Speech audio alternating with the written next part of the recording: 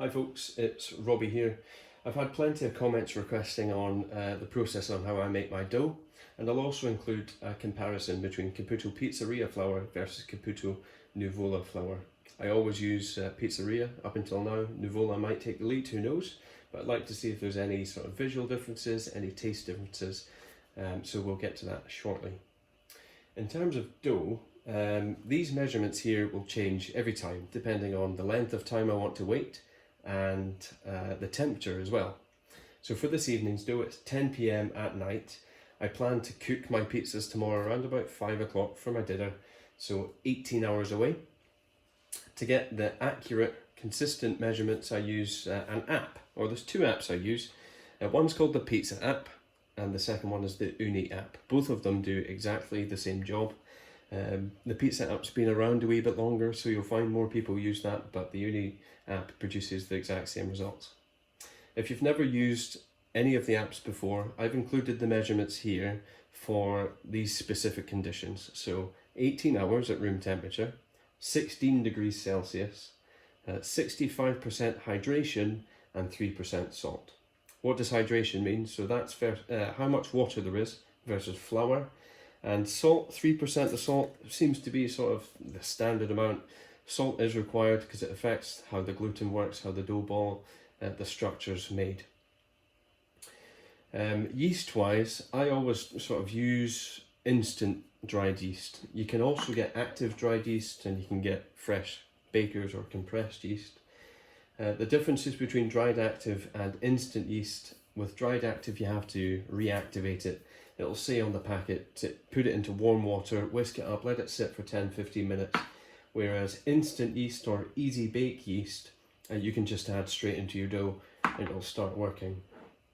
Another question I get quite often is, why do I not make a same day dough?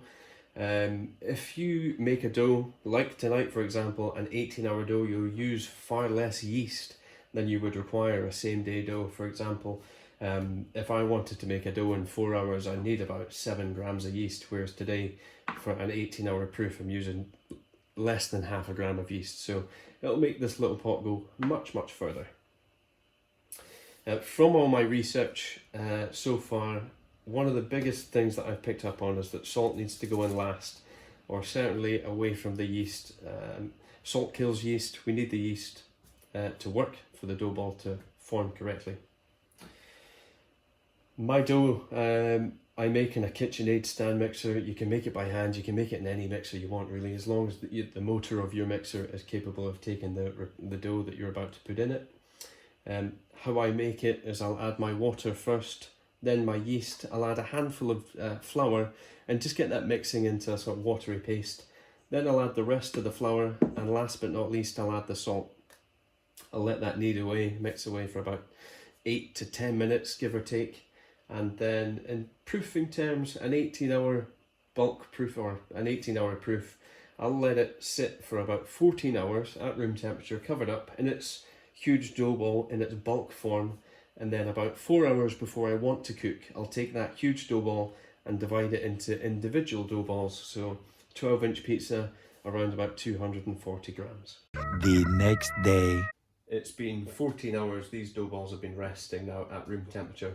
It's time now to portion them into their individual dough balls. I've got two 240 grams dough balls of Nuvola and two 240 gram dough balls of Pizzeria. I'll weigh it so it's accurate, and when I do the stretch and ball up, I'll use the respective flours as well to keep everything fair. So, time to start.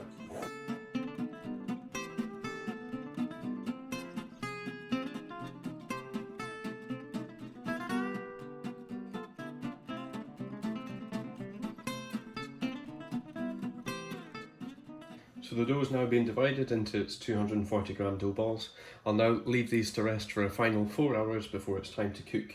And this evening I'll be cooking in the Unicode 16. One nap later. So this is the dough 18 hours later. There is a visual difference. The Nuvola looks like it's proved or sort of risen a wee bit more compared to the Pizzeria. So we'll see if that makes a difference on the cook.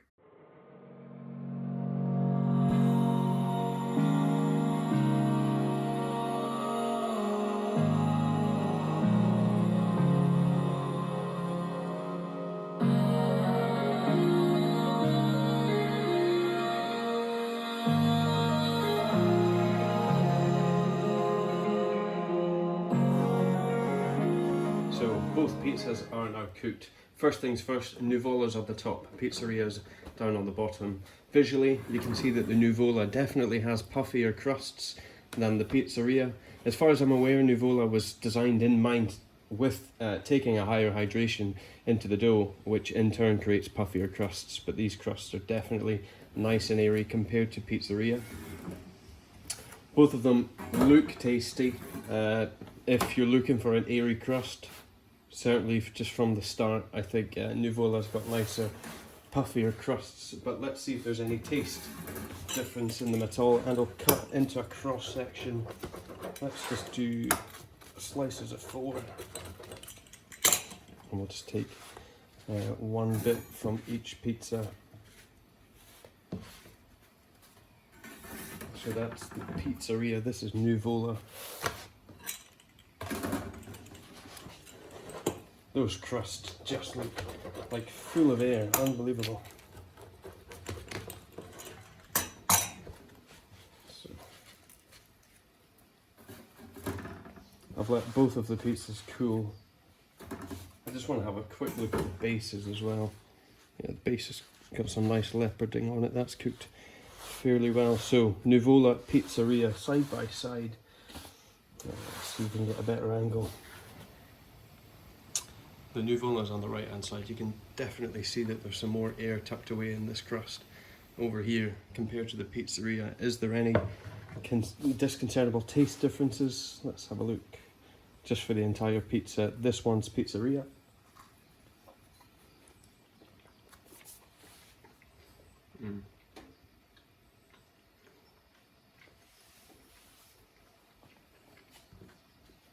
That's a nice light dough. Airy. This one feels, I don't know. I don't want to go into confirmation bias thinking that Nuvola's better on the get-go, because all I use up until now is Pizzeria anyway.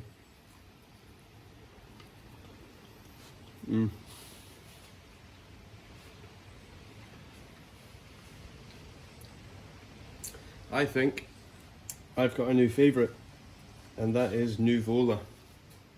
Anyway, I'm going to tuck into this pizza. It's absolutely delicious. I hope you've learned something, you've seen the differences, and you've learned a wee bit about how I make my dough. Thanks very much for watching again.